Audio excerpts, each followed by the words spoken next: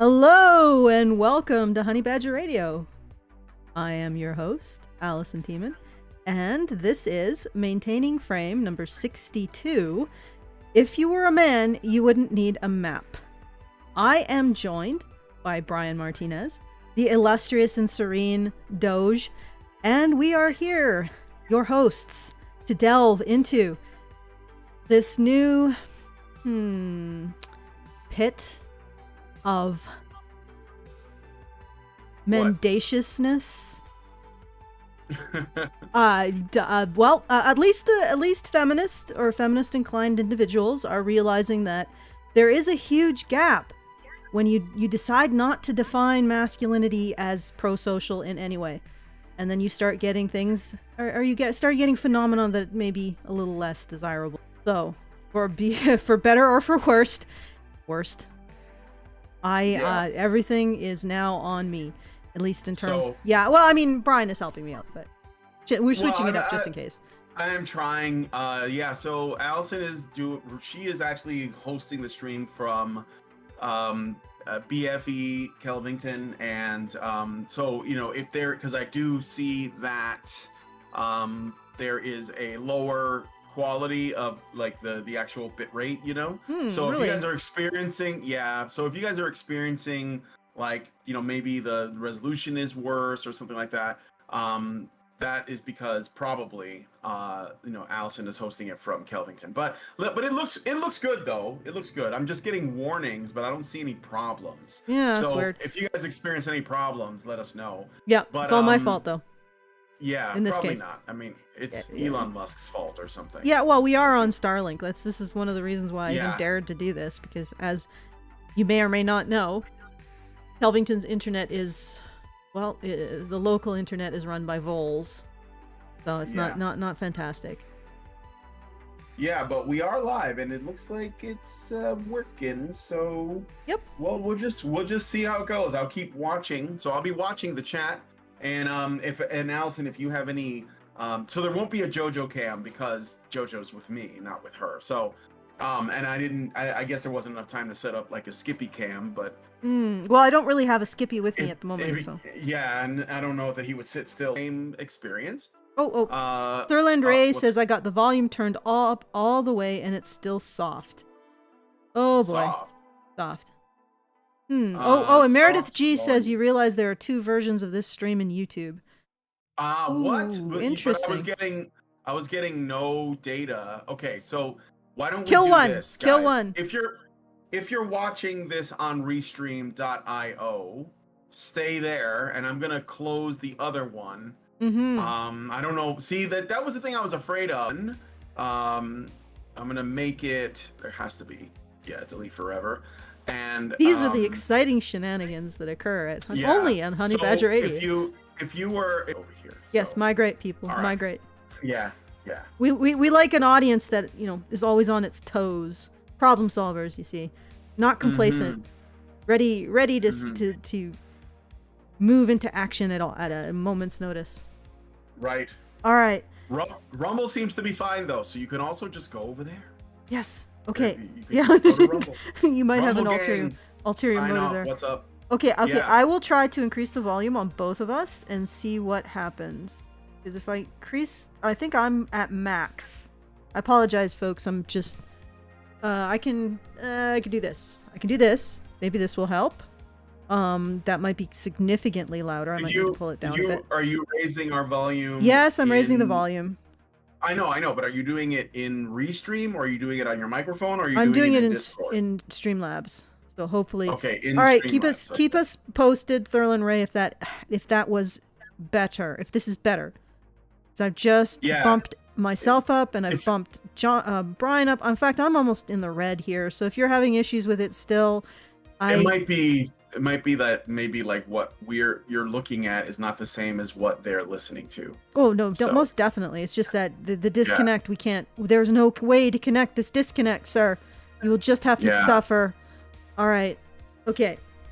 So. All right. This article. Yeah. I recall. I mean, I've read a lot of stuff since I read this, but I recall that this was both very sad and very amusing at the same time. Like sad musing. Sad musing. Yeah. All right, so it's by Christine Emba. I think it would be probably best if I read it, although that might not be the most fun. But it is an opinion piece, and it is called Men Are Lost. Here's a map out of the wilderness. Somehow I'm guessing that this map is not out of the wilderness. It will, in fact, lead men to a chasm of even more despair. Yeah. I have my doubts that the woke will ever give a man any kind of map that has any good faith involved in its construction. Can I just comment on this art? So it's well made, but I'm looking at what it's communicating. Yeah. So I can already see where this article is going based on this artwork. I don't know. I mean, do you know what I mean? Yeah. Like it's funny. It's funny how these people, they have this like, they claim to understand men, but they always present a stereotype, and I mean like a really narrow stereotype of what men not just are, but what they want to be. And it's just kind of gross to me. It is. It's just really gross to me. So, and I know that I'm often accused of, I don't know, being a masculine advocate or masculinity advocate, but accused. I think that that's a compliment. I do get accused of it. I know. Excellent taste, sir. I think that like men should be able to choose whatever they want, but that also includes like being, I guess, what feminists would consider toxically masculine. I think that is included, that like well, when you say ahead. Toxically masculine, the feminist definition is pretty much traditionally masculine or masculine hegemony, or actually, honestly, I think the real honest definition of feminist toxic masculinity is recognizing that men have any positive traits in excess to women.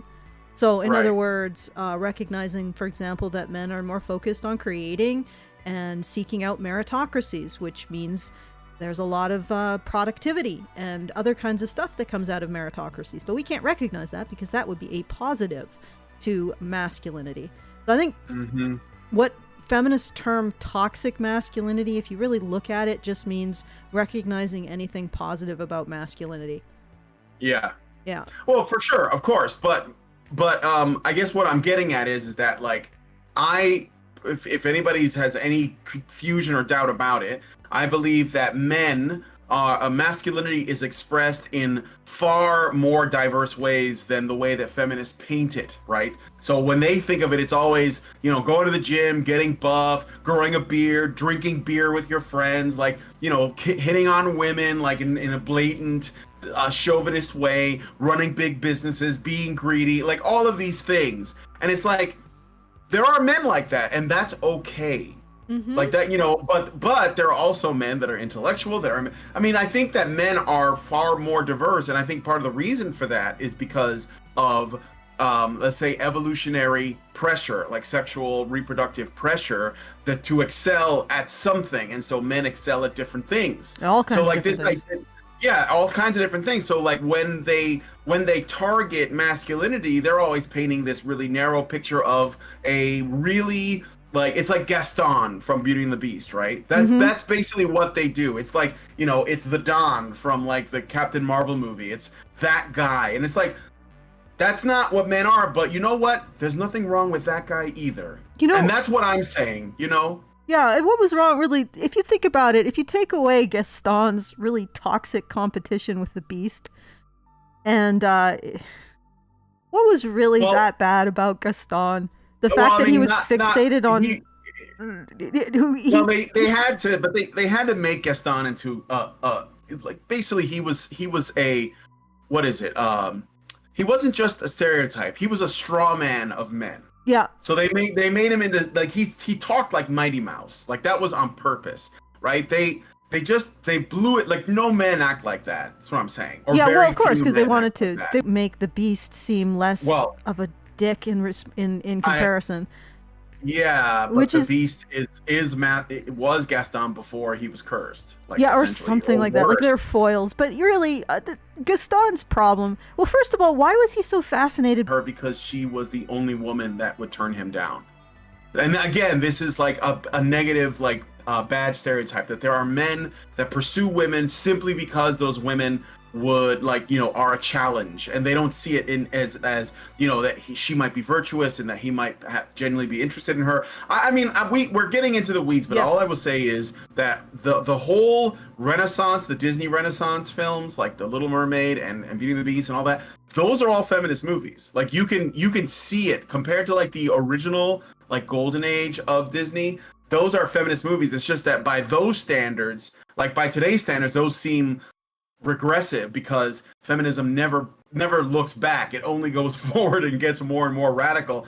And the fact that Belle was into books and her father was an inventor and she was really smart and that's all obviously feminist shit. And when they remade it later with Emma Watson, they just doubled down on the same thing and took it even further, right? I'm gonna blow your mind.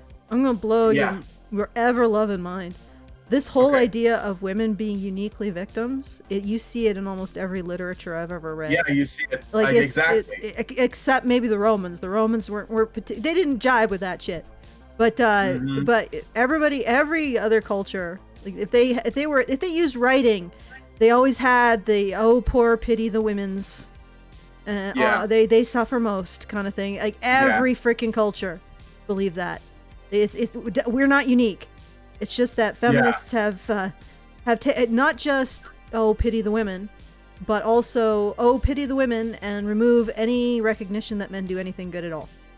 Mm-hmm. So that feminists have really driven that into the ground. But here now they're giving us a map. Here's a map out of the wilderness, and incidentally, the wilderness is basically our society's inability to recognize anything good about men. That's the wilderness, right? That we can't accept that there's anything that men add to society in a pro-social way that benefits everybody, because that would be admitting that there's something that women aren't. And incidentally, once you basically make women everything, you basically make women nothing. Like definitions are as much created by their limitations than what they are. So if women are everything because men are nothing, because they can't be anything, then what is a woman? We don't know. But a universe, the universe and every grain of sand in it is a woman. You see what I'm saying? Yeah. No, you're right. Yeah, absolutely. Okay, all right. So here we are at the beginning of this, and I just want to remind everyone, because I could do the things. I could just segue into the things by myself because I'm right here. I want to remind everyone, getting the squirrel in my brain back on track, to go to feedthebadger.com/justthetip if you want to send us a message. We get the full benefit of your filthy lucre, and you get the full benefit of being able to tell us whatever it is you want without YouTube's shenanigans in terms of their censorship, with nobody understands.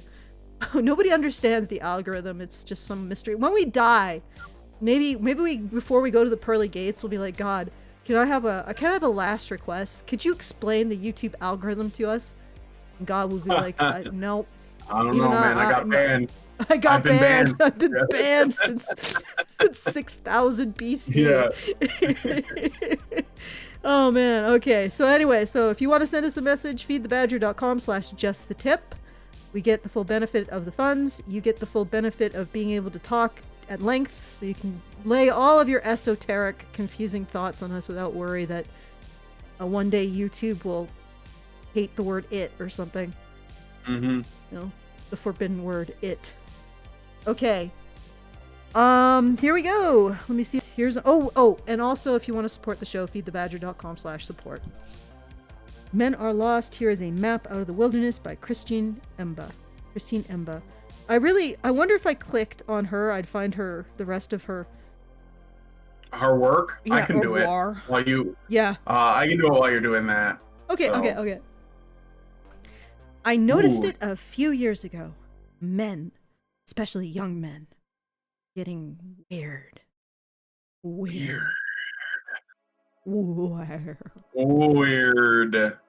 Okay. It might have been the incels who first caught my attention, spewing self-pitying venom online, sometimes venturing out to attack the women they had believed done them wrong.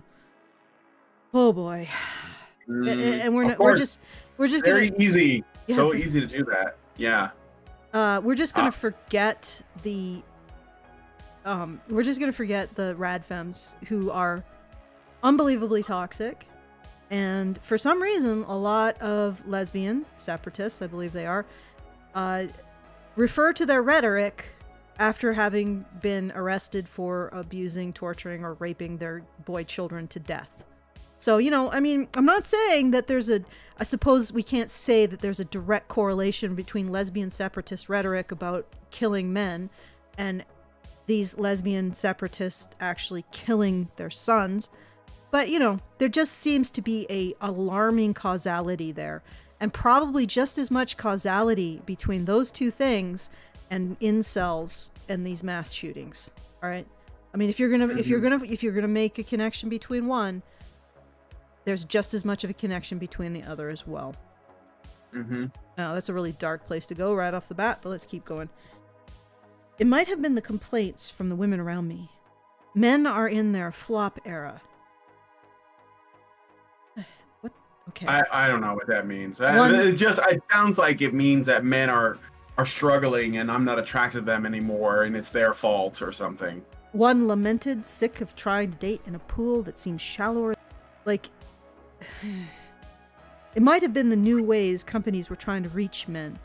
The average hoodie made these days is weak, flimsy, growled a YouTube ad for tactical hoodie. You're not a child. You're a man. You'll stop wearing so many layers to go outside. Boy, that is one hell of a stretch, Christine. I've seen those ads. They're just trying to sell hoodies. Yeah. Oh my God. It's the hoodie manufacturers. They're behind. Go touch grass. Yes, yeah. They're just cringy ads. I've seen them. Come on. Okay. At once, my curiosity was piqued. I could see a bit of curdling in some of the men around me too. Yeah. Yeah. I wonder why. I'm starting to suspect that this map that Castrine. Christine, I'm sorry for that accidental innuendo plus Freudian slip plus me not being able to pronounce a damn thing. I'm pretty sure that the map that Castrine is giving men is basically just a paper that says you are awful. It doesn't sound like there's a whole lot of sympathy. Nope.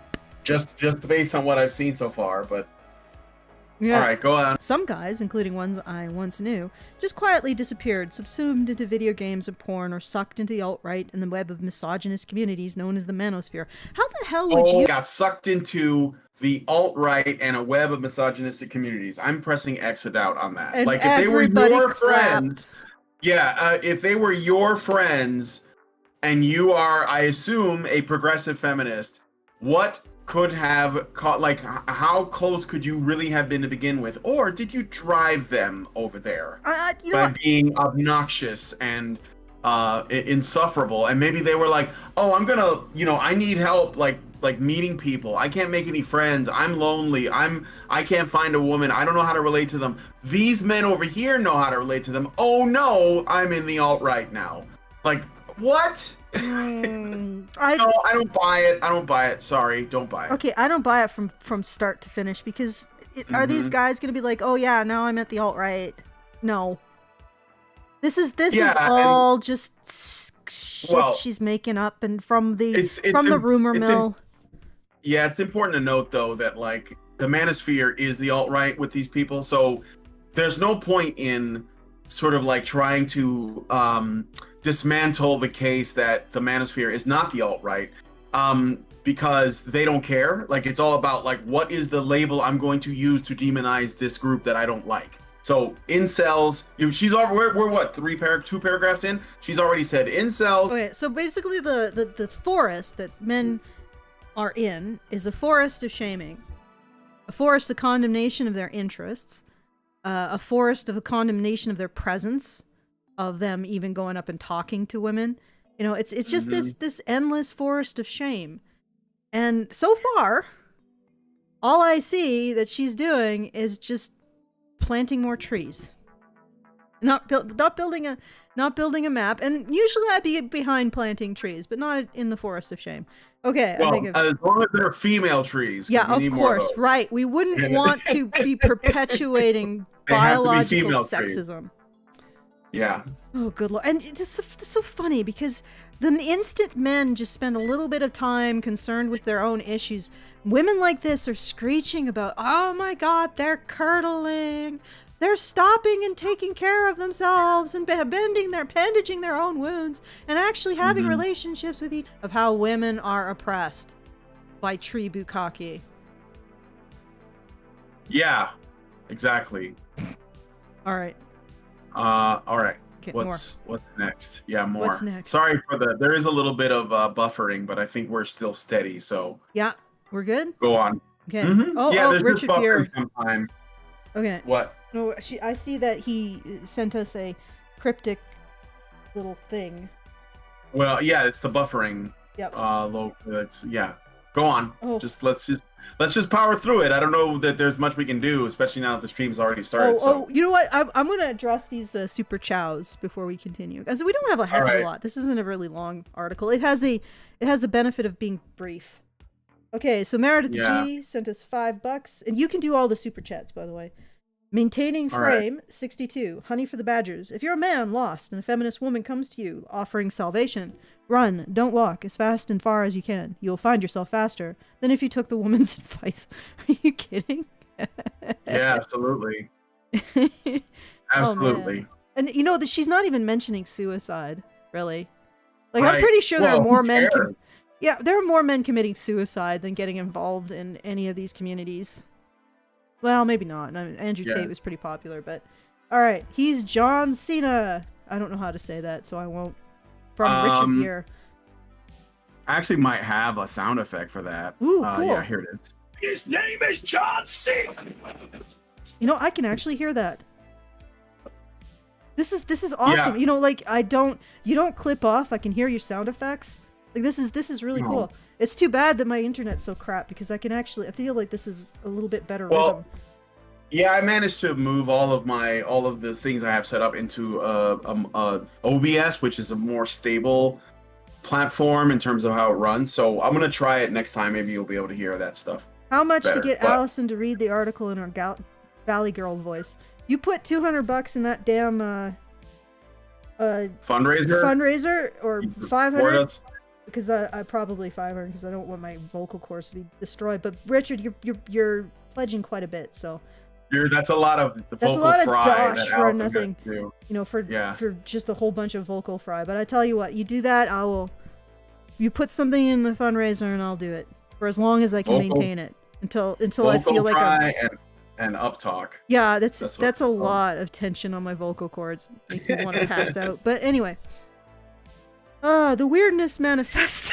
Oh my good lord. Oh my god. Sorry, you know how you read and you can see a few sentences ahead and you know it's coming. You know. The weirdness manifested in the national political scene too. Here we go. 4chan fueled 2016 Trump campaign and the backlash to #MeToo. You mean, okay, let's just look at the backlash to #MeToo. You know the biggest backlash? You guys in the Me Too movement, you won't let Johnny Depp go. You won't be like, we fucked up. Maybe false accusations are a thing. And you know what? If a millionaire false accusation gave it... she's pretty marginal from some awful witch. Maybe the average man has no chance in hell. You know, all of that narrative around that. That's what you're talking about. And believe me, the backlash against Me Too is pretty much driven by women now. Because it's all about, like, Johnny Depp. That was the flashpoint for that. And they refused to acknowledge it. In amateur militias during the Black Lives Matter protest, you're going to call out the amateur militias and not the Wait. Amateur militias? Yes. What amateur militias? The ones defending... I'm going to click on the link. Okay. Yeah, the people that were like protect... Oh, you mean like Kyle Rittenhouse? You mean like the people that were trying to protect the property of other people? You mean like David Dorn, who was murdered because, a black cop, by the way? Yeah, okay. We'll call those guys amateur militias, I'm sure. I'm sorry. Go on. Yeah. This is This is a little infuriating. Okay. All right. So, misogynistic text thread chatter took physical form in the Proud Boys, some of whom attacked the Capitol on January 6th, 2021. Wow.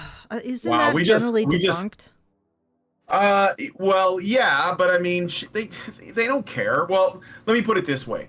People who actually gave a shit about the facts looked into these things, but the mainstream media, they have doubled down. They haven't changed their tune at all. And this woman either knows that and doesn't care, which I think is more likely the case, and so she's just going to keep on lying with the rest of them, or she's ignorant. And I think saying that she knows and she just doesn't care, I think is a better compliment than she's just stupid and doesn't know.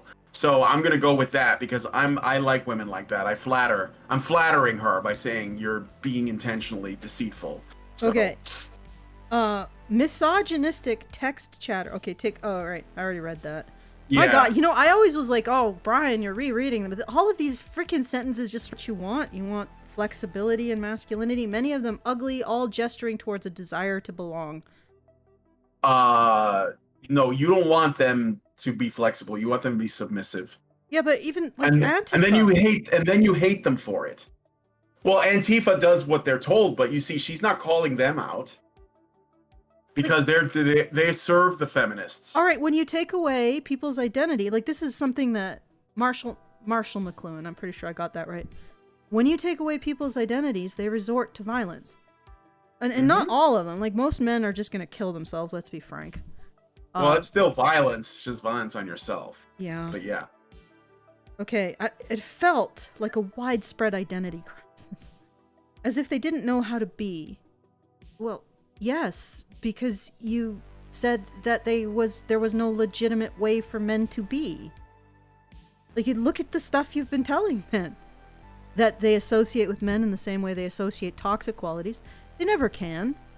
I mean, they might be able to answer it superficially, but once you probe it a bit, they're like, no, actually, this is just a quality that is equally or more women have. But men can also have it, and I'm like, that's not what I'm talking about. I'm talking about identify a unique contribution that men and masculinity gives to society that women don't. I mean, it's not to say that women can't completely, and maybe they can, but they don't, as a whole, do it. And if they do it, they tend to be more masculine women. You go tell me that positive quality. They can't do it. So they are saying that masculinity is an identity that contributes nothing at all. It has no vulnerabilities, unlike the other spectrum of identities, and it has no positives. You know that? Yeah. Okay. This is what you did, feminists. And I can't even blame them because I think that they're mainly just a reaction to larger forces that they don't understand. Oh, okay. This is such an ongoing thing. Taylor Reynolds sighs. I had this kid show up. Well, I say kid, but he's an undergraduate here. I mentor them sometimes. He came over to my house and asked me if we could speak privately. Oh, God. Reynolds here really doesn't talk like a man. Is that a man, though? Taylor Reynolds? Taylor could be a girl's name. No, I've read forward. It's a he. It's a man who sighs and says, this is such. Okay. I mean, okay, that's fine. Jackson Cass is also male, too, so. Sorry, I have this habit of you know what? I'll just do this right here. We can now look at this lovely paragraph as we go through it. Reynolds, 28. Oh, God. You're 28. You know nothing. Is a doctoral student in Ivy League University. Wow. I said you know nothing. You know negative nothing. He has framed pictures or like pieces of paper with signatures and badges on it. That means he's better than everybody. The more of those pieces of paper you have on your wall, the better a person you are. So we should obviously listen to him, because if there's one thing that I've learned in the last 5 years is that the experts always know best. Always. Ooh, of course. He is the science.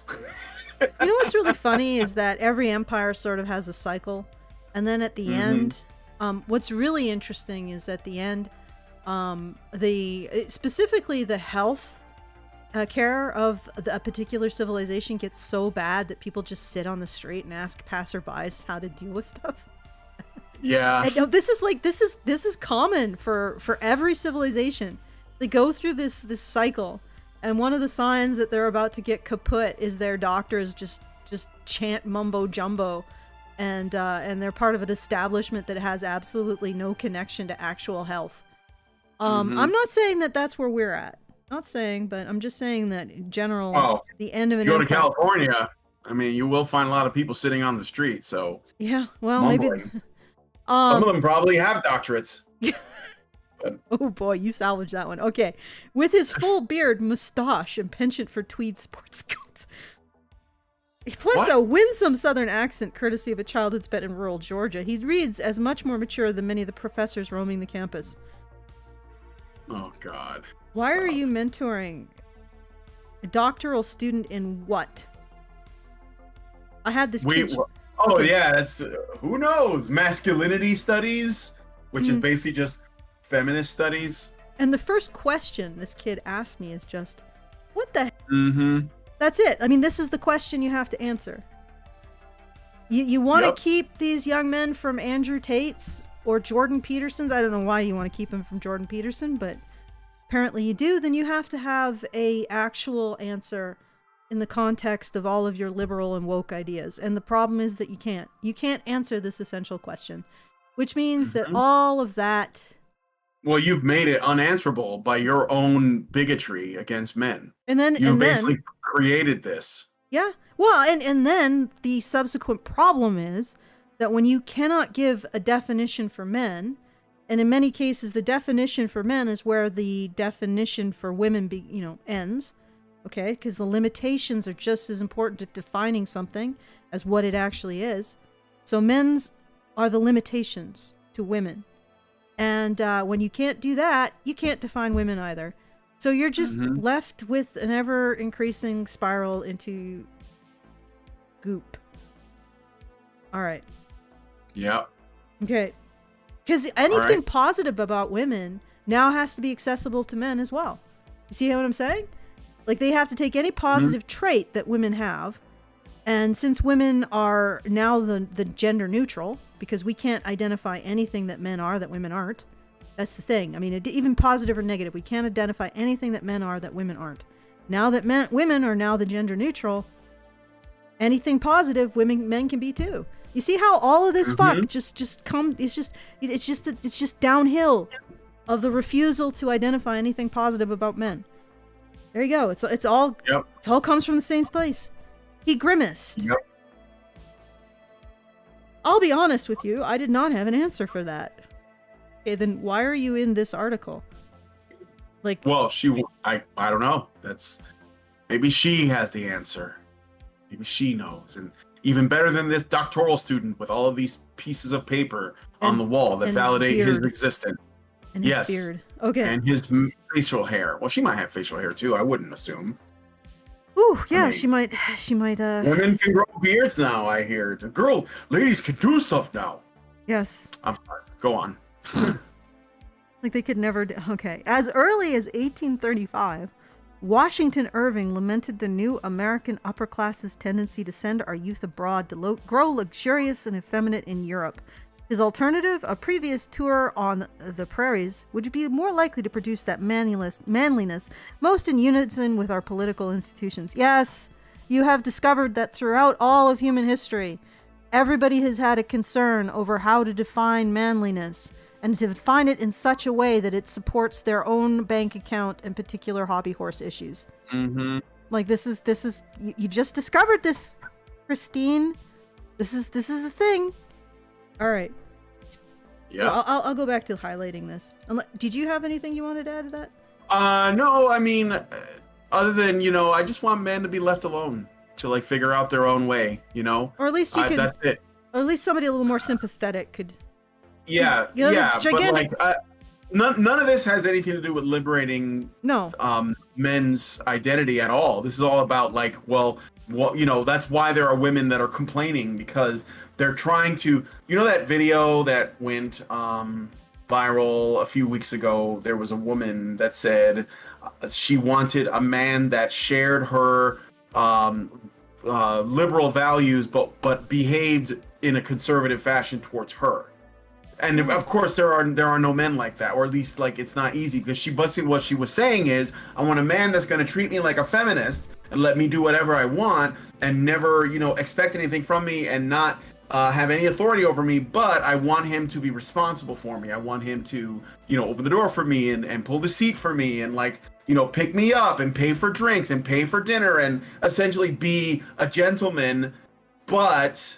And this is the thing, and the most important part of what I'm saying though is that ultimately these women, they don't want men to be their own people. They want to tell them what they need to be, and of course they create incredibly impossible standards, and very few men can reach it, and then they complain when they can't find anyone. Well, they use their victimhood. Like this is the classic thing throughout all of human history. Women use their victimhood and their weakness to define what men owe them. Bing. Yeah. So I mean, I would just laugh in their face if they're like, "I'm sorry." But what I mean is like a sympathetic. Maybe there is. Yeah, I know what you're saying. Like. Jordan Peterson seems pretty sympathetic. I mean, even Andrew Tate in his moments, He weeps every time the subject of men struggling comes up. I mean, it's clear, and I think, I'm not going to get into Tate because it's a thorny wicket. If they get fucking triggered over that, I'm not even going to bring it up. All I'm going to say is if men are following him, then and you don't think they should be, then maybe you should be creating content that they want to watch. Yeah. So otherwise, that's where they're going to go. So. Well, hey, here's a question. Like, how can we tap into this? Since I think we probably have a more sympathetic look at the situation for men and a more honest look. And I think that, I don't know. I don't think a lot of men can be an Andrew Tate, but a lot of men can just be sort of a normal person with reasonable boundaries with women. Yes, they should have reasonable boundaries. And frankly, I think that feminism itself is kind of like one gigantic shit test. And I think that if men ignore whatever they're yelling about and just deal with like the actual legal and political obstacles in their own way and just liberate themselves, because you can just not associate with these people, actually you'll find that women will probably be drawn to you for that. So I think that is what is one of the secrets, because trying to give them what they want is impossible, and they'll lose respect for you anyway. So just do you, period, full stop, is what I think. So okay. Skip ahead a few decades, and new worries about faltering masculinity turned into an obsession with fitness. An October 1920 issue of Physical Culture magazine advertised to men instructions on how to square your shoulders, and to women some advice. Shall I marry him? A lesson in eugenics. Oh my goodness. Oh, man, that's kind of, I feel like that's cherry picked, but again, fitness should, I think that everyone should do that for its own sake. And if it just so happens that men are more drawn to it, I don't think that's true. I think there's plenty of women that like to look good and feel good. They should just do it. But of course, she's gonna make fitness itself like a bad thing, and they have done that. It's like, working out is right wing now. It's like, how about just not getting diabetes and dying early, dying young? I think it's more sinister than that. I think she's setting up this idea that manhood has always been in question and in flux. So what the hell? What's your problem now? It's always been like this really shallow thing where it's just about looking like growing a mustache is being a man. Being rugged and clear. Okay. Yeah. Still, by 58. Sorry, folks. Arthur Schlesinger Jr. warned that the male role has plainly lost its rugged clarity of outline.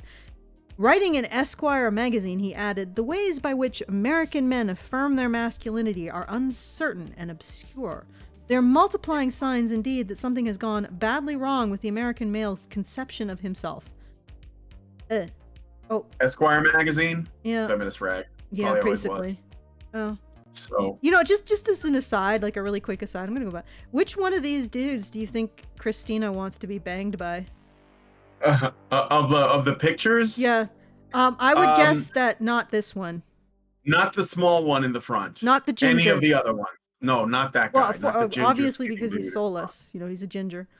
Well, there is that, but I think also like these women will complain about men putting up these like what they consider to be like a shallow image of masculinity, but they want that too. Yeah. So it's like, stop fooling yourself. Okay, worrying about the state of our men is an American tradition, but today's problems are real and well documented.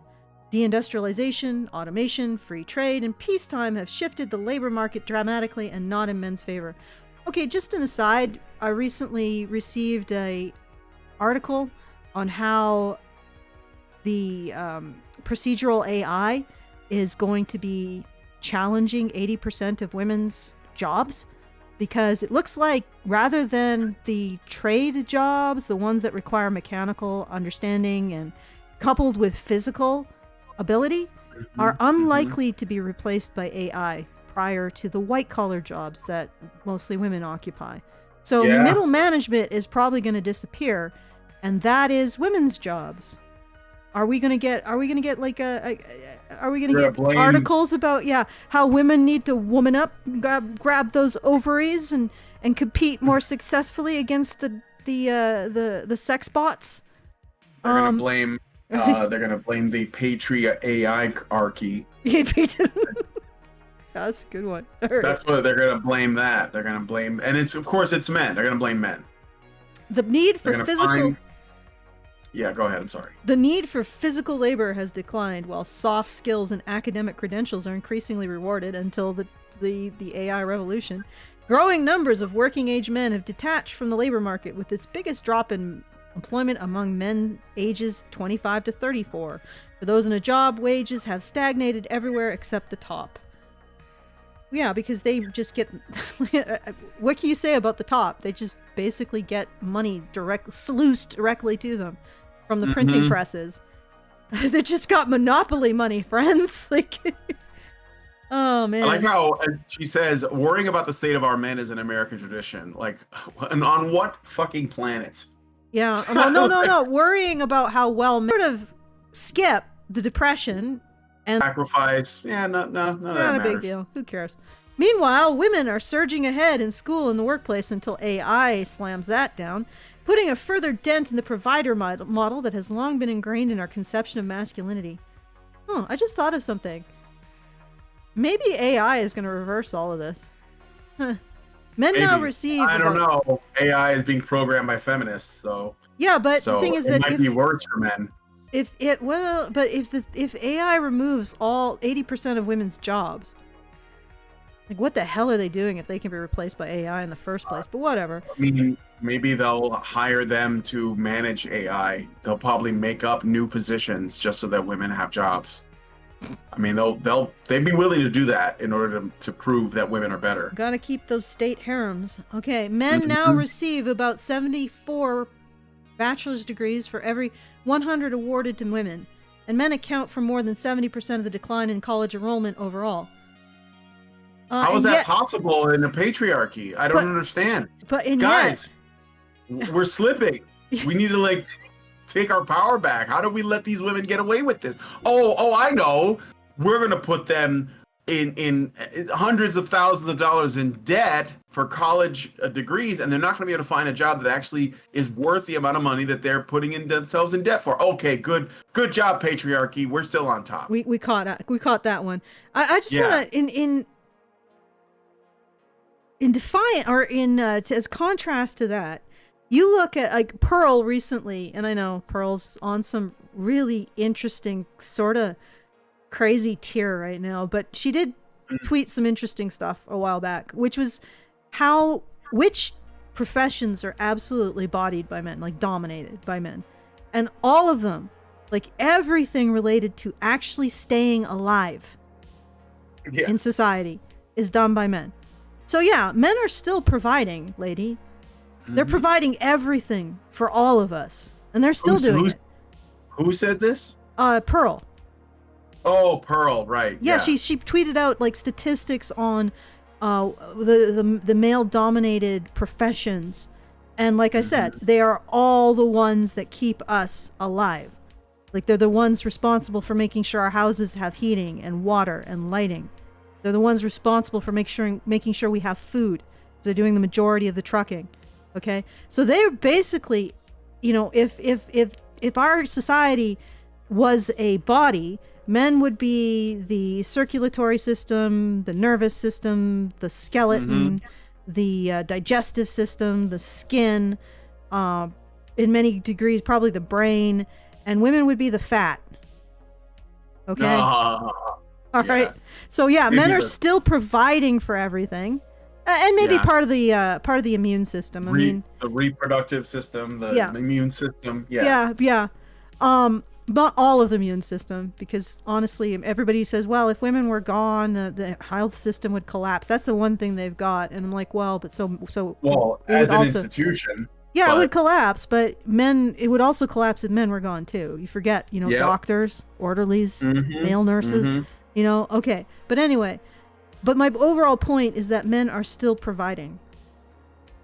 The provider role of men has not changed. What has changed is we don't recognize it. We're constantly lambasting men as being weak. And I'm like, how? Like, men are still providing for all of society. And they'll still probably protect it if you ask. So in 2020, so this idea that men are not providing is bullshit. They are, period. What's the dent is in a man getting a woman individually who recognizes him as a provider. That doesn't seem to be as common anymore. In 2020, nearly half of women reported in a TD Ameritrade survey that they out-earn or make the same amount as their husband. And then there's the domestic sphere. Last summer, a Psychology Today article caused a stir online by pointing out that the dating opportunities for heterosexual men are diminishing as relationship standards rise. No longer dependent on marriage as a means to financial security or even motherhood, a growing number of women are choosing to create families by themselves with the help of reproductive technology. Women are increasingly selective, leading to a rise in lonely, single young men. I just want to point out that when this whole shitfest started rolling down the hill, feminists said that this would lead to the rise of companionate marriages where women aren't seeking after a provider. And yet, they've only made it more obvious that that's what they want. Yeah. Like, seriously, as a group. I mean, not individual. I'm sure there are individual women who... What? No, it's my series turned on. Your theory is trying to answer questions. Yes. For some reason, I have a male Siri.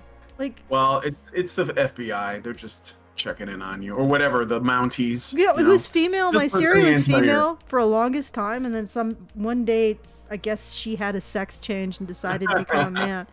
And I'm like, you know what? I mean, I'm actually okay with that. It's 2023. Yeah, men can do anything. Yeah. Well, if they identify as women. If they identify as women, yes. Okay. So basically, they're just proving that women only wanted men for money to begin with. Well, that's what feminists would... I mean, I think that's what I'm saying when I said it's a very materialist view. It's like the only thing that matters is, like, you know, how much money you make, how much power you acquire. Like, it's so cynical. Like, this woman can't be, if she is married, that guy needs to, like, really rethink shit, because that is such a, I mean, it's such a materialist view. Like, if you lose everything, what do you have left? I mean, we're all going to lose things. That's inevitable for all of us. So, like, if you don't have anything else, then what do you have? If you have this materialist mindset, it's messed up. I'm just saying. And these are the same people who complain about capitalism. Like, you're literally creating the conditions that you're complaining about because of your mindset. If you had, like, a more, I don't know, dare I say, spiritual connection to other people, you probably wouldn't be worrying about things like GDP. So, not as much anyway. But this really speaks to what women want. Like, and I don't think that she's realizing it. Like, no. As soon as men can't provide more for them, they just throw them aside. Yeah, and what men are, like, know or suspect that women want. But men can't say this. Like, men can't literally quote Christine and say women are throwing men aside because men don't earn enough. Mm-hmm. And here's the other thing. Leading to a rise of lonely single young men. But not lonely single young women. Because they're okay, right? Except that the level of misery among women is increasing exponentially now. Men also account for almost 3 of every 4 deaths of despair, either from a suicide, alcohol abuse, or an overdose. Yeah, that's, you know what, teenage girls are apparently starting to work on that gender gap there, though. A lot of them are starting to become as depressed as the men. It's almost they're like... also more likely to get medicated, too. Mm-hmm. Which probably doesn't help, but... And while the past 50 years have been revolutionary for women, the feminist movement championed their power, and an entire academic discipline emerged to theorize about gender and excavate women's history. Oh, bullshit. Despite all of our best efforts, things are getting worse. I wonder what it could be. It must be the men. Well, I mean, they're now patting themselves on the back. I don't know what for, but they're patting themselves on the back. First of all, women would have gotten these gains without feminism. Feminism is just a bunch of grifters that use women's power, already existent power in society, and the fact that men care about women to get shit for themselves and to lie about social problems, ensuring that women continue to be victims of them. The feminist movement used women's power and entire academic discipline emerged to theorize or to misrepresent social ills in order to support it. There hasn't been a corresponding conversation about what role men should play in a changing world, because the role is always obvious. They need to solve everyone else's problems. At the same time, the increasing visibility of the LGBTQ plus movement has made the gender dynamic seem less stable, less defined. Thanks you for that. I mean, basically you're basically telling, again, this is another self-report, because what you're saying is, at least to this woman, and I think that queer theorists and feminists are they're basically the same thing. What they're saying is, we created the LGBTQ activist queer theory movement specifically to move as many people as possible away from men and masculinity. And now that we've done that, to rousing success, we're like, what's going on with men? Like, why are they over there in the small gated, stables that we put them to, is abandon who they are and join us? I mean, that's all the LGBTQ thing is for these people. It's about abandoning, because it doesn't challenge femininity at all. It doesn't say that women shouldn't be women. It just says, well, women should be women and trans women should be women. And other people should be women sometimes, or whatever else it is. But men who just want to be men, well, they're losing because they're not playing nice. I mean, that's what I'm getting from this. I mean, seriously, to them, they're losing their identity because it's being erased. Well, yeah, they're erasing it. Yeah. But this is the funny thing. It's like, yes, you're actively doing this thing that you're saying is actively being done. But they won't make that connection. Like, they literally will not identify any positive contribution that men or masculinity can create to society, but they will not recognize that connection between that behavior and erasing manhood. Okay. Yeah, well, yeah, exactly. Like, there was a post that Richard tagged me in a while ago. It was Natty. And I like Natty still, but she said something that I was surprised that she was, like, bringing this up without considering where it came from. But she said, I'm, like, scrolling through the history here to find it. Damn it, Richard, you post so often. I have to, like, go away because men are identifying as women now, right? And that was her complaint. And I said, well, if we allowed men to have an identity, they wouldn't be looking for another place to belong to begin with. So, like, like, this whole thing with, like, the trans women are taking away women's spaces. Well, what the fuck drove them to do that? Yeah, like, if they are. The conditions? I mean, yeah, if it's not... Well, I mean, I think a lot of it is probably a survival instinct, like a desire to feel like they belong. So they were like, well, being a man obviously sucks because everybody hates them. And if you're a feminine man, there's an inclination to want to do that, like to have somewhere to belong. Again, so you're going to join the ranks. You're going to be like, well, I'm going to become a trans woman now. And then you do. And I mean, I would think Natty would know better to be like, well, this is created because the masculine identity has been attacked, at least in part. Like, you wouldn't be seeing it at the scale that it's at if it weren't for that. But now it's a problem because it's affecting women. It's like, but it affected men first, guys.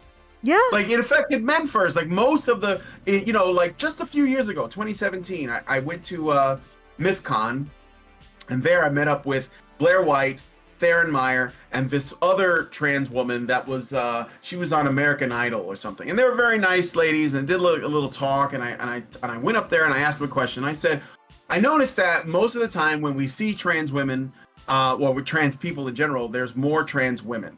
And I at the time, I think Aaron Pitsey had told me in a previous conversation that it was something like 75% of people who transition are men.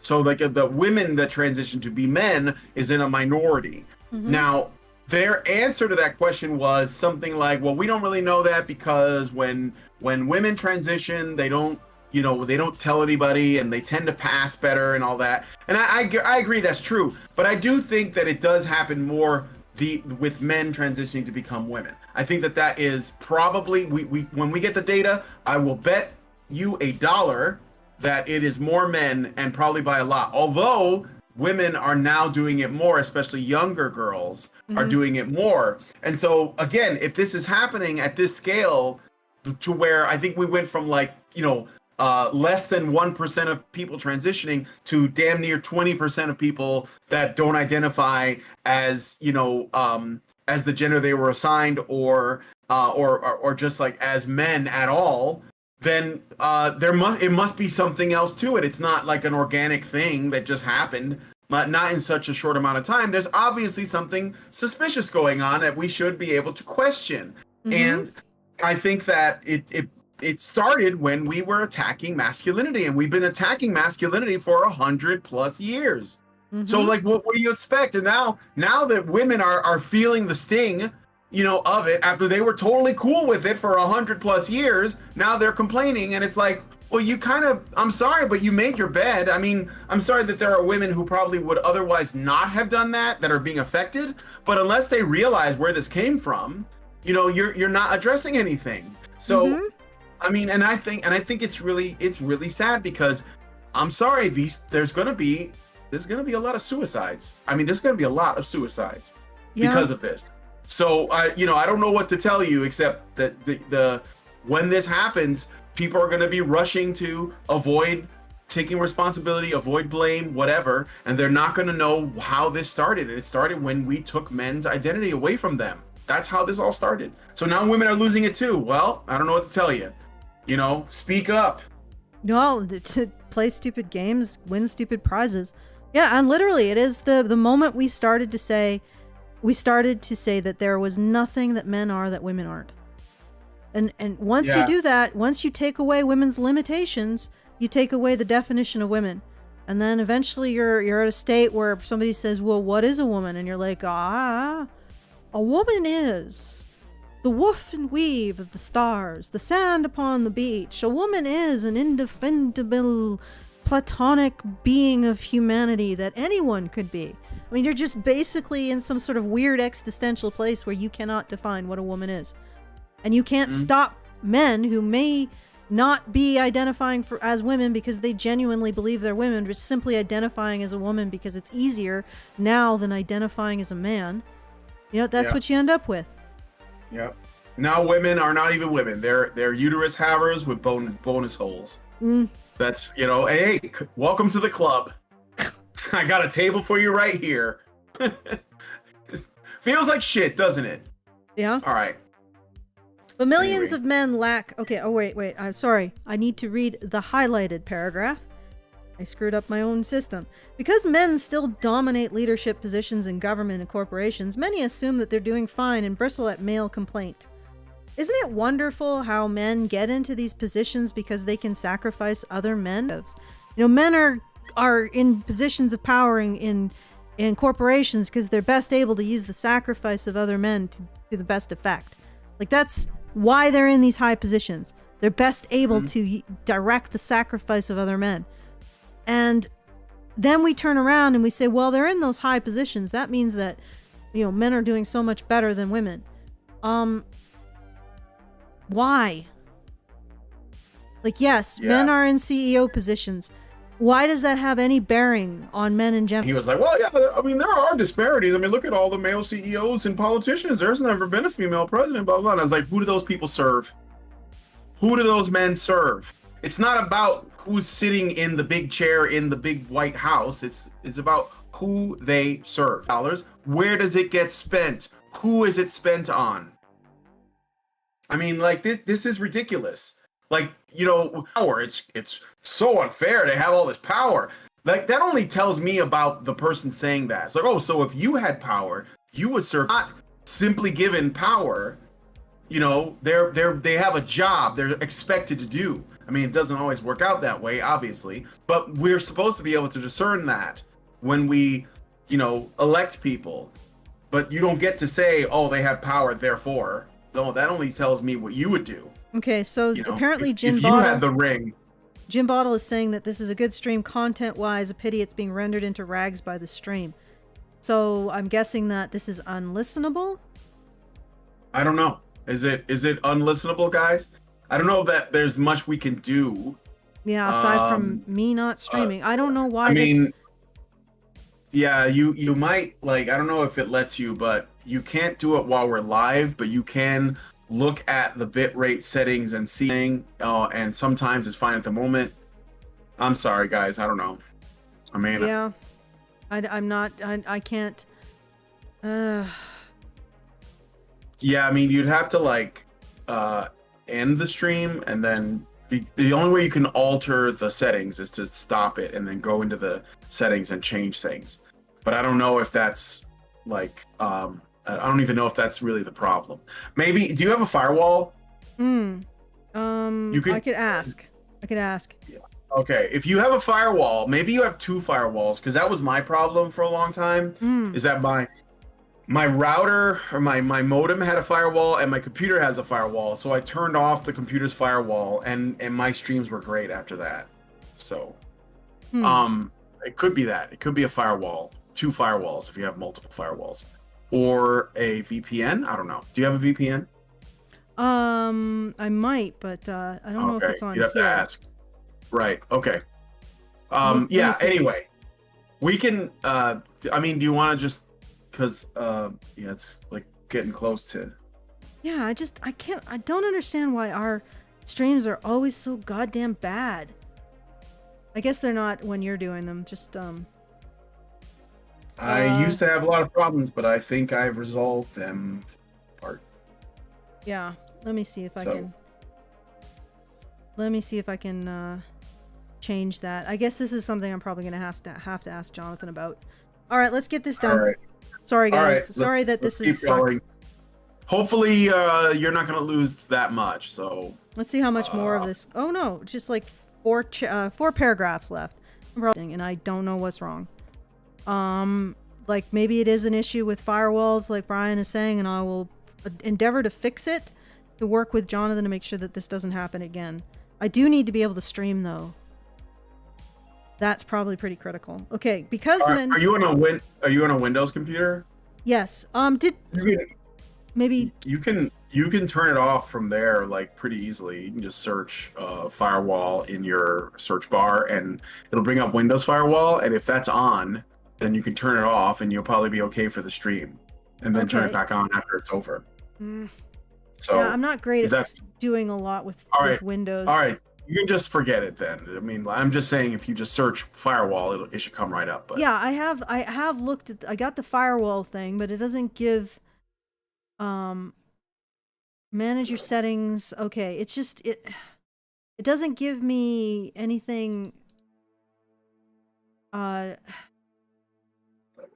What? Okay, yes, Avast antivirus is turned on. Okay, so well, that's not a firewall. That's no, it is. else. It's indicating that this is a firewall. So maybe. Oh well, you can turn it off just for a little while. It's gonna give you a warning, but don't sweat it. I don't think anyone's trying to like hack the computer in the middle of Kelvington, and then turn it back on. See if it works. We'll see if it's better, and then turn it back on. Let's see if I can figure out how to turn it off.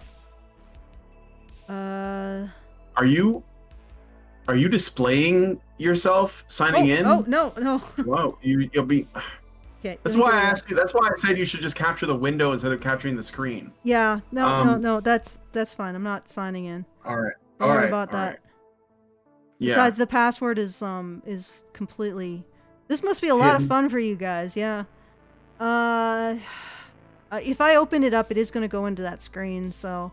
All right. Don't worry about it then. Let's just keep going. Yeah. Jesus Christ. No, it's not going to work. It's not. I can't do anything about this. I'm really sorry, guys. All right. Well, let's go back to this. Okay. What did he say, incidentally, when you said, "What does this matter?" That men are like. Well, I think that he was still trying to sort of like rationalize, like, you know, that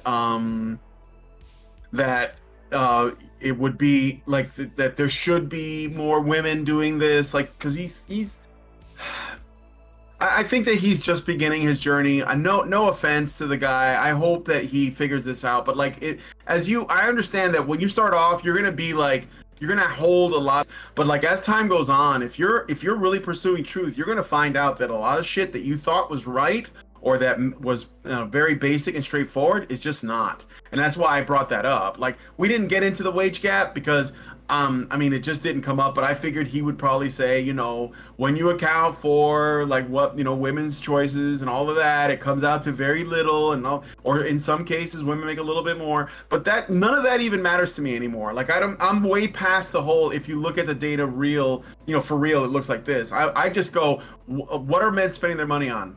Men spend their money on women.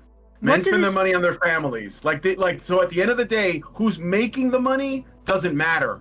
Where the money is spent is what matters. Yeah, and is there any evidence that these CEOs somehow like want to benefit men over women? There's none. No, I'm telling you, like, if you want to make money, the best way to do it is actually, if you have a product, like, you want to sell it to women. So no, that's what I'm saying. Like you. And another thing too, and I did bring this up. I said, well, you know, people always talk about the CEOs, but that's the apex fallacy. We're talking about what? The top 1% of the top 1% of men? What about all the guys at the bottom? What about all the homeless guys? What about the working class guys? What about the laborers? Those are all men. Is that a problem too? Like, should women be doing those jobs? I mean, I would say no. I would say whoever wants to do it should do it. But we can't complain if it doesn't shake out like equal, and that's not even something you should even need to bring up. Like, it's so retarded, because you would have to basically come from the position of something here has to change. No, not if everybody's doing what they want. And also, like, what is it that they're trying to say by saying that all of these men are in charge? What are they trying to say? That these men are benefiting other men, right?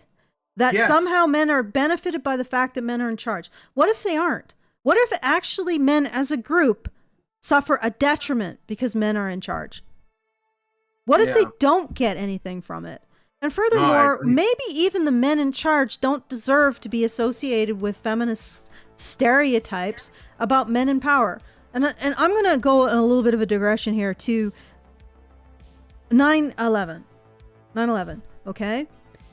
In the South Tower was the tower that was hit in the second. Like the North Tower was hit first, the South Tower was hit second. In like the 17 minutes between the time the North Tower was hit and the South Tower was hit, there was a lot of chaos going on in the South Tower, specifically in the floors above where the South Tower eventually got hit. Now, there was about, I think, 2,500 people in those floors. And if you don't know, once that 17 minutes finished and that second plane hit the South Tower, nobody was getting out of those floors. From like, I think about 78 up. Okay? It was done. You were all going to die if you weren't out. In that 17 minutes, about, I think 2,000 or something like 1,800 of the people in those towers were evacuated down. And this was despite the Port Authority telling them to shelter in place and other people telling them to stay. And the reason why that happened was because there were executives in the companies on those floors who went around and told their staff to get out and took their staff down the stairs into the lobby. That like there was a secondary lobby on like floor 72 that took the express elevators down. It was a very complicated system. They've since revised all of that. But there were CEOs, like executives, C-suite staff, who were getting everyone evacuated from the two big companies on those towers. Okay? And a lot of those guys, those men, didn't make it. I want you to understand this. These were executives. One guy, I'd have to. Allison, that can't be true. Those guys are all like big fat guys in 3-piece suits that are smoking cigars that they light up with local decisions. $100 bills. Despite what the Port Authority was saying over the intermission or the intercom, they were telling, in many cases, the women. There were a lot of women. In fact, the death toll in the whole event was like 3-1 in favor of men. And this is one of the reasons why. Because there were executives telling their workers to get out. Go take the stairs down. And they didn't stop. They didn't leave. They stayed to keep evacuating people. And these men, which are these men, the top 1%, ended up dying in the process of saving people. Okay, maybe this top 1% of men doesn't deserve to be branded with the feminist stereotypes either of patriarchy. Especially since, that doesn't happen a lot. But the one time it did happen, they certainly didn't behave like feminist theory would predict they would behave, like feminist conjecture would predict they behave, which would be what? To throw women into the fireball. And there was no reason for them to do it. It wasn't part of their job description. These are just like accountants. These were financial officers, C-suite, executive people, men. Mm-hmm. They had nothing. They weren't firefighters. They weren't policemen. They were dudes who had BMWs and penthouse condos and like model wives, and they spent their last moments saving people. And Yep. these events don't happen often, so we don't get an insight, a flash into the mentality of these men in these kind of extreme circumstances very often. But what a surprise. They're just like any other man. Yep. They have an instinct to help people, to save them. No matter how much money you think that they have and how resentful we are towards them, when the chips are down, many of them still saved people. They were still men. What a surprise. So maybe they don't deserve this stereotype that they're all out for themselves and that they hate women. Yeah. Especially when they're dooming themselves to death by asphyxiation and being burnt to death, or throwing themselves out of a freaking window to save the freaking secretaries and typists. Think about that. Does it really even matter the label you slap on a man? Oh, you're a CEO. If he is going to throw himself into a fire to save a secretary. No, it doesn't. Uh-huh. All anyway, right. let's keep going. Yeah, sorry, I just had to go. Because the thing is that we have this condemnation. We like, oh, well, look at all them. They do. They threw their lives away to try to protect women who were lower down on the totem pole. That's what they did. And sure, some of them probably tried to escape themselves, and nobody really should condemn them because, they probably had kids and wives. But enough of them stayed and tried to save people. That's the only indication. That's our only snapshot into what these men would do in that circumstance. They don't deserve these feminist labels of some kind of like sociopathic, patriarchal oppressor. Even the men in the 1% don't deserve that. Okay. They're still men. All right. They're still fucking men. They are. All right. Okay. So a 2020 analysis of the S&P 500 found out there were more CEOs named Michael or James than there were female CEOs, period. Women are still dealing with historical discriminations and centuries of male domination. Blah, blah, blah. Biology, biology, biology. Yeah. This is biology. Okay, the same reason why Michael or James was willing to throw himself in flames to save a woman is the same reason why he was in the C-suite in the first place. He's more willing to take risks, not just for gain, but also to protect others. That is a masculine trait. Get over it. You want to recognize, you want to say that you want to keep women having their own special biological value, then you have to recognize men's. Are we really worrying that men feel a little emasculated because their female classmates are doing well? Well, considering that you're treating with contempt, I doubt it.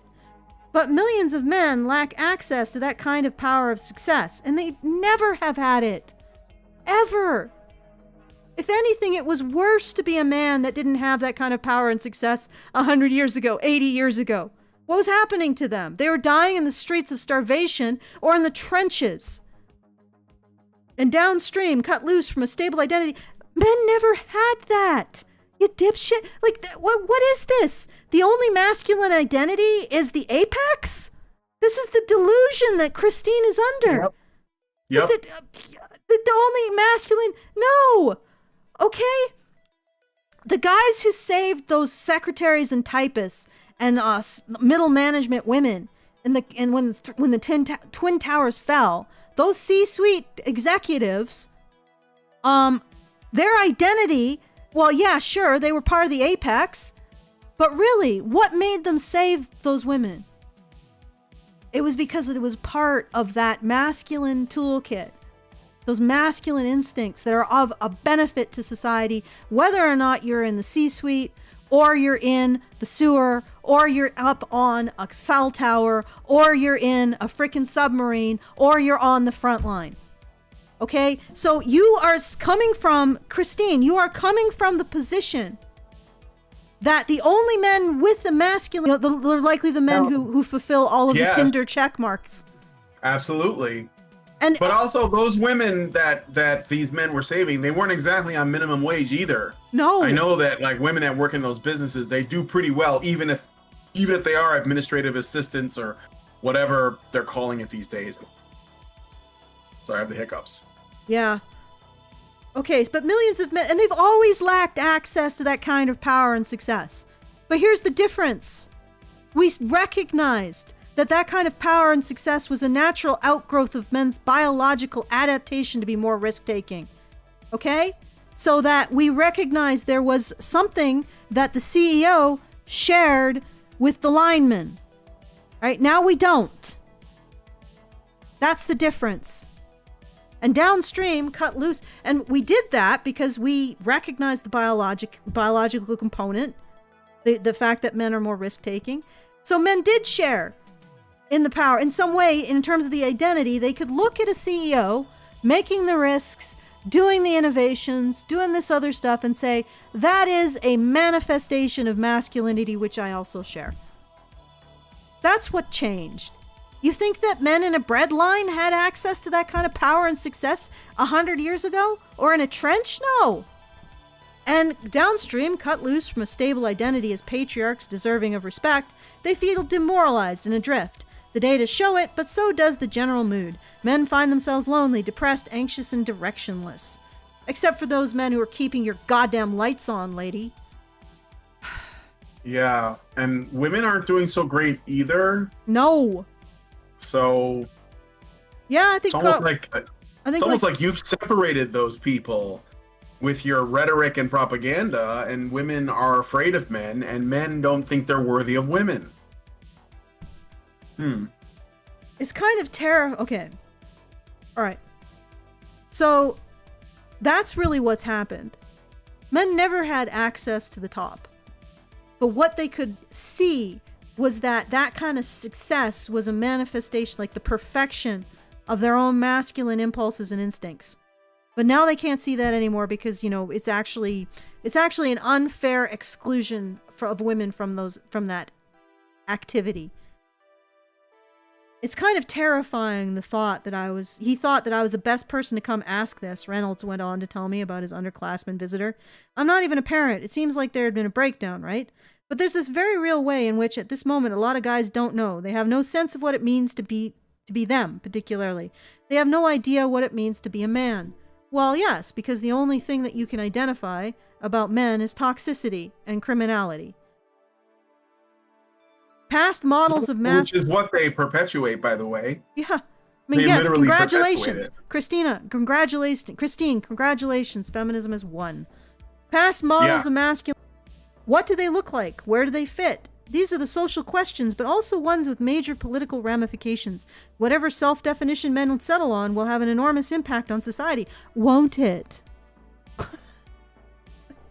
Yet many people, like Taylor, hesitate to be the one to try to outline a new standard of manliness. Who are they to say of a limitation to women? It's as simple as that. They cannot conceive of saying, well, men are more likely to do this. Men are more likely to be risk takers. Men are more likely to create meritocracies. Men are more likely to see themselves in terms of the consequences of their actions rather than how they are affected by outside circumstances. Okay, these are masculine qualities and imperatives, and they are very positive, very important for society. These people can't say any of that. They cannot acknowledge it. They cannot recognize it. In fact, the only consistent media, and people are gonna just goggle when I say that. The only consistent media that I've ever seen that recognizes anything good about masculinity is romance. People are probably just their eyeballs are bulging out. I mean, there's a lot of bad romance, but at the very least, it allows that men have something unique about them. Man, I'm here. Can you hear me? Yeah, I can hear you. Oh, I'm here. Yeah. I mean, again, there is some really terrible romance. Like, Sturge's Law is like exponentially higher with romance, but it's the only genre. It's the only media around today with any kind of popularity that consistently recognizes some kind of unique value that men have. Mm-hmm. Even if it's shallow. This is not at all a map out of the wilderness. This is just blaming men. Yeah. Oh, That's wait, there's more. Shit. Oh, my good Lord. Look at this. Oh, okay. We will finish up to here. Wait, does this keep going? Yeah, it keeps going. It's a deceptive. Oh, I thought it was a different article. No. Okay. Oh, okay. no, well, no. Yeah. Well, we'll stop it at the. We'll stop it opinions here on at this culture one. thing. Yeah. We'll stop it at this dude. And then we'll have to continue later because this is actually, and maybe we'll have fixed all of the problems. I don't know. Okay, Sturge's not optimistic Law. about how this is going to conclude with, but go ahead. Okay, no, not the problems of this article. I mean the problems of the stream. Oh yeah, well, hopefully. Okay, all right. Is it Sturge's Law like that 10% of everything is crap? But only one group seems to have no doubts about offering men a plan. You mean offering men some kind of positive identity?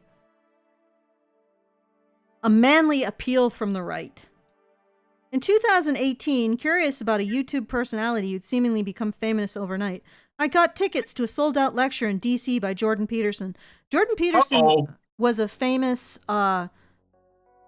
psychologist here in Canada for a while before he supposedly got noticed by the Americans. It was one of dozens of stops on the Canadian psychology professor turned anti-woke juggernaut's book tour for a surprise bestseller, 12 Rules for Life, An Antidote to Chaos. The crowd was at least 85% male. The remainder seemed to be made up of long-suffering girlfriends. Oh my God. Plus Really? moms who had brought their sons in hope that they'd shape up.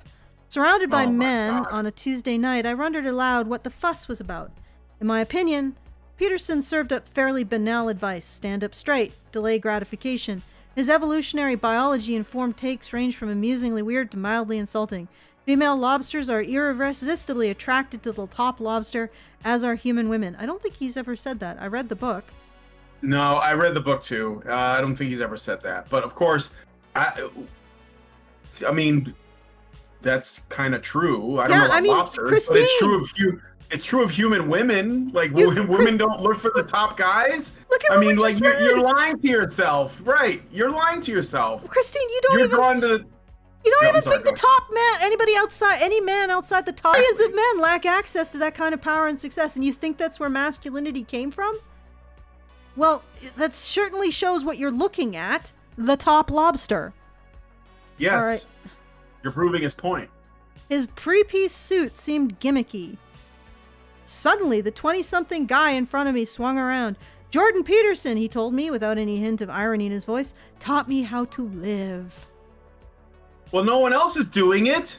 Why does that bother you so much? Yeah, you don't care. Like, well, I mean, like, well, no, you're not helping them. And you know what? This goes back to what I've been saying. Like, look at Warren Farrell, Dr. Warren Farrell. Okay, there's like the gentlest man I've ever met. Like, hands down, but more so than any other man I've ever met in my life. Warren Farrell's the gentlest. Condemn the crap out of him. They have accused him of everything under the sun. It's almost like it doesn't matter how careful you are with your words, how kind you try to be, whatever the persona is, doesn't matter. These people will attack you. Period. It doesn't even matter if you're a woman. They will attack you. Period. Look at how they treat Pearl. Look at how they treated Warren Farrell. Look at how they treat NCFM, Justin Trottier. It doesn't matter, right? So we may as well just, be as loud and offensive as possible because nothing changes. Nothing changes. Peterson is extremely careful when he speaks. Sometimes it's annoyingly careful. Like I want him to just cut loose a little bit. And he's really careful in his speech. Sometimes he stumbles and, people call him out, and sometimes that's rightly so. But in general, I think that he thinks about what he's going to say, loose a little bit and say what he thinks, because at the end of the day, these people don't care. Like, they put you in a box. Peterson is evil. We're going to attack him. And like, if you ask them who's worse, like Peterson or Andrew Tate, they would say that they're the same. They're just as bad as each other, because at the end of the day, it doesn't matter. It doesn't matter to them. Nope. Like, and yeah, that ultimately you have to get to that point of realizing it. Yes. I would say that he does seem to cut loose a bit on Twitter. He's got the wild eye on Twitter, I think. Yeah, a little bit. I think he does. Like he what does he call it? He munches on SJWs. I think he said that once a long time ago. I thought it was pretty funny. That's true, but again, Peterson can do things however he wants to do it. I'm not telling him how to do anything. I'm just letting you guys know, in case you're not aware, that these people will be ruthless to him just like they would anybody else. It's all about whether or not you step out of line, and it doesn't matter like if you like dip your toe in the water or if you just like cannonball into it. It doesn't matter. They're going to treat you the same. So, well, and the other thing is that I think he deals with a different. There is this quality, and ironically, I think it's because men have internalized sort of a feminine way of looking at the world in terms of, not in terms of what they can do, but what has been done to them as an individual. Some, I would say, some have, and I think that he focuses on sort of correcting that, because men don't get anywhere by doing that, unfortunately, as we know. And I think that there's a certain subset of men who've gone absolutely the opposite direction, which is to say that they have internalized everything. Like, they refuse to see where it is that something has externally acted upon them. That doesn't mean that you don't have taking responsibility for the existence of that external effect in the first place. You get what I'm saying? There's guys who play the victim, and then there's guys who are incapable of recognizing when something happened that's not their fault. Mm-hmm. Like, utterly. And you can't, and that could be very unhelpful in terms of moving forward, because sometimes you need to recognize that something was out of your control. Even if the results are something you have to manage and take responsibility for, the reason why you're dealing with them isn't your fault. And that's a distinction that I think is really being lost in a lot of the discourse, which is very, very black and white. You're either a victim or you're responsible. You can't both be somebody who's experienced something outside of your control, but also the only person who can actually make it better. You know what I mean? And that seems to be a lot of human existence and human experience. Shit happens. It's not your fault that it happened, but you are the only one that can make it better for yourself and others. So that kind of mentality. I don't necessarily see it in what Peterson says. I think he's targeting more the guys who've been super feminized into seeing everything in terms of how it affects them. Although often, they're the men that are like on the verge of Minecrafting themselves, anyways. I think because Peterson often talks about how many men reach out to him and say, you know, I never had anyone tell me anything encouraging in my life. Yeah. And so, you know, I'm like, but it just seems like he focuses more on, instead of focusing on the guys who are like in that space where they need to be told, hey, this is something that was well outside your responsibility, that you cannot be blaming yourself for this, because this was well outside of your ability to control. The consequences of it, you have to take responsibility for, and it'll be easier for you to do that once you stop blaming yourself for the existence of it in the first place. That makes sense. I don't see him really targeting that. I think I think that's right. Also, I think everybody needs encouragement. Men aren't getting it, women aren't getting it either. What I mean is, men aren't getting encouragement, they're just being demonized as men for existing. Women don't get encouragement either. They get empowerment. They get lighting. That's what I call it. Lighting is what they get, because they're just told that they're perfect the way they are, and then the rest of the world just needs to realize it, which is bad for women because they don't realize, they don't learn what it is that they need to work on. They don't know what it is that they need to improve. So they don't improve anything because they're told that everything is fine. That's actually pretty hilarious in certain things that you really can't fake, like writing. You either write well or you don't. And I when I say write well, I encompass everything from really simple, clear pulp type writing to standard, and that is the ability to convey ideas to your audience. And this whole Yas Queen thing really damages women when it comes to doing stuff like that. Any kind of artistic merit is it's just if you cannot handle external criticism, you're never going to get anywhere with it. Yeah, I call it gaslighting. Gaslighting, yes. Yeah. Well, it what I see is that a complete portion of human development is basically passing women by. So you know how there's the maiden mother crone? Yeah, women are basically just the maiden, eternally victimized by their circumstances and never rising above it to become anything else. They're just one archetype. That's it. Okay. And supposedly the Yas queening is like, but then the thing is that they never rise above recognizing that they're not a victim. So it's never, they just immediately descend back into the state of helplessness, even after every Yas queen. Yeah, because if you tell women they're perfect as they are and that they deserve happiness and respect, and then they don't get it, then what you're telling them is that there is something wrong with them that they can't fix. So, because it's like, that's why they become the victims, because they think it's all coming from outside of me. And there's nothing that I can do because I'm perfect. Because I was gaslighted into believing it. Yeah. So, yeah.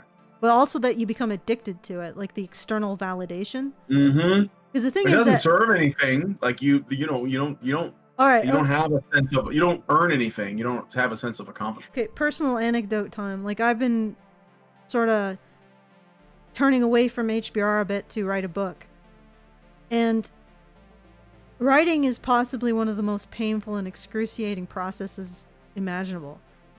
And if you actually can only do things when you're constantly being fluffed by gaslighting, you're not going to be able to write. Because there are times when you get like criticism and it's like you don't feel like you can continue. And you have to reach deep into that well of absolute pig-headed perversity in order to keep going. And if you're constantly gorging on gaslighting, you don't develop that well of pig-headed perversity that keeps you going despite everybody saying, yes, please stop, your writing is horrible. And that's a double-edged sword, because you can end up publishing absolute crap. But then again, I mean, if you're listening to the criticism and you're incorporating it and you're trying to develop and get better, you're less likely to be publishing absolute crap. So there you go. But you need that ability to keep going without constant flattering and butt powdering, which when you become addicted to it, like you do with gaslighting, I like that term, by the way, Brian, you can't learn that. You can't learn to be able to do things in silence and perversity. Like just being like, you know what? Fuck y'all. It's time for me to put my nose to the grindstone and ignore other people's opinions. How do you do that if everything is about being flattered? Okay. If there's a vacuum in modeling manhood today, Peterson has been one of the boldest in stepping up to fill it. He's gained fame, notoriety, and millions of book sales in the process, and he's only one of many right-aligned masculinity gurus of better and worse quality who have amassed huge audiences over the past decade. Excuse me. Wow, how can we get into this action? Hey, comments below. Tell us how Honey Badger Radio can get in on this action. That's a little bit facetious. I think we're gonna... I don't think we can stop it here. Well, never mind. I was going to mention that Peterson is not and never has been right wing, but I know that that's just used as another it's another layer of boogeyman. Like, ooh, you know, ooh, be afraid, ooh, manosphere, incels. It's like that's all it is. That's all it is. It's just, you know. How many buzzwords did this woman fit into this part of the article? How many? I mean, will somebody do like a count on how many feminist buzzwords crept into this? Ooh, CEOs, you know. Wage gap. Where bears and lions and Peterson, oh my. What could we replace bears and lions with? Tigers, it's lions and tigers and bears. Okay. So it's PUAs and manospheres and Peterson. Incels and red pills and Peterson, oh my. Yeah. Okay, so I think we'll probably just call it a day. Because my stream is crap. Maybe next time we'll finish this off and we'll probably give you a summary of the beginning here. For everybody who is tuning into the next one, and maybe we'll just use Brian since mine. Yeah. Or we'll figure out what's going on with Avast.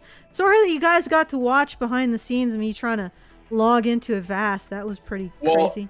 Hopefully the stream will process and maybe there won't be interruptions, so you'll be able to watch it again. Yeah. Or people who watch it after this won't run into the same problems. We'll see, I guess. Yes, we'll see. I know that with this is why I'm switching back to normal OBS, because with normal OBS I can record it as it's going, but Streamlabs doesn't have a record function.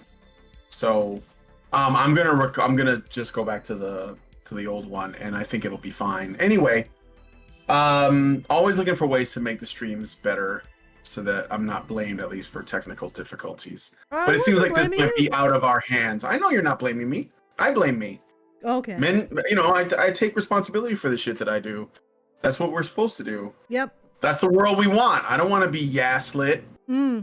So. And I also want to take responsibility for the shit that I do. And somebody said, do you mean perversity or adversity? No, I mean perversity. At some point, you just got to recognize that you're pig-headed. And the thing is that what feminists don't seem to realize is that pig-headedness produces pretty much every innovation, but every human splat after having strapped a rocket to their car and aimed it at a cliff. Rocket engine to the car. So it's like, it's both positive and negative. And women have to develop, and women specifically have to focus on developing it, I think. Yeah. Because I think that you'd be amazed at how free you will feel when you start taking responsibility for things. Yeah. And you try to earn things. You basically you want to do something there. You know, you as Rocky would say, you go the distance. Yeah. Well, you'll see. I think going the distance is important. So. Well, you'll realize that you don't have to live and die by other people's opinions of you, which which I think is a lesson that women really need to learn. Also, a Cake song. He is going the distance. You guys probably know that song. Okay. out in the All right. wildlife. So anyway, I so guess we'll wrap it up. Yeah, let's wrap it up. Okay. So once again, if you are listening to this after the show, and if this is listenable after this is all done, you can send us a tip at feedthebadger.com/justthetip. Send us a message. We will endeavor to answer that message on the nearest applicable show or the soonest applicable show. There may not. I don't think there's a show tomorrow, right? Because you guys are hanging out, you and Lauren, and. So yeah, not doing a show tomorrow. Mike, Dr. Rainer McCam, and Lauren are going to be here tomorrow morning, and they're going to hang out with us over the weekend. We've been talking about doing a meetup. I don't know if anybody is in the Virginia area that wants to come to Roanoke or like a neighboring state like West Virginia, North Carolina, Washington, D.C., whatever. But we are going to try to do something. So we're not just going to be like getting drunk and stoned and all of that, although that's going to be part of it. But I haven't seen them in years. I haven't seen Lauren since 2017. I haven't seen Mike since. Oh no, I'm sorry. I saw her in 2019 because she came to ITMI, and that was the last time I saw Mike too. So we're gonna see them tomorrow morning sometime. Maybe we'll try to do something. We might even try to make a video at the, if nothing else. So Okay. We might do some content. I don't know. Yeah, do something. Okay, so once again, if you want to send us a message after the show or support the show, send us a message at feedthebadger.com/justthetip. We are always appreciative that you send us an indication that you like this content and want it to continue. And if you want to support the show directly, you can do so at feedthebadger.com/support. Back to you, Brian, to head us out. Well, you're gonna have to out. Yeah. Okay. Oh, yeah. Okay. Yeah, right. You got to do it when if you want me to say the things, I'll say the things, but you got to click the outro button. Yes, I got to click the outro button. Yeah, you say the things, I got the button. I'm going to say the things. Okay. Teamwork. So, if you guys like this video, please hit like, subscribe if you're not already subscribed, hit the bell for notifications, leave us a comment, let us know what you guys think about the article. You can look at a link to the archive link of the article in the description, and please share this video because sharing is caring. Thank you guys so much for coming on today's episode of Maintaining Frame, and we will talk to you all in the next video. Men's rights activists are machines, dude. Okay? They are literal machines. They are talking point machines. They are impossible to fucking deal with, especially if you have like a couple dudes who have good memory on top of that too. Holy shit, you're fucked.